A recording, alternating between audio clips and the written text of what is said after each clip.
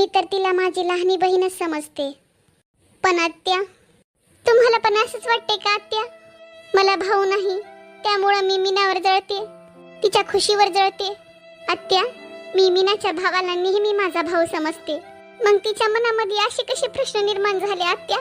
ती अशी कशी मला बोलली की मी तिच्या खुशीवर जळते, मला भाऊ नाही यामुळं? शीला, तू सगळ्यात आधी तुझं रडणं बंद कर. आणि राहिली गोष्ट मीनाची, तिच्या बोलण्याचं काय वाईट वाटून घ्यायचं? तुला तर सगळंच माहित आहे की तिचा दिमाग गुडघ्यात राहत होती. आणि तिला आजच जायचं असेल ना तर जाऊ दे, तू काही काळजी करू नको शीला. आणि राहिल्या गोष्टी घरच्या कामाच्या, तर मी ते सगळं काही करून टाकते. अगं, आता तुम्ही दोघी सुना आल्या मला घरामध्ये, आणि तुम्ही दोघीही मला घरातले कोणते कामं करू देत नाही, त्यामुळं थकून जाते मी लवकरच. अगं, एवढे काम तर मी चलता फिरता करते, तू फक्त आरामच कर, काही काळजी करू नको.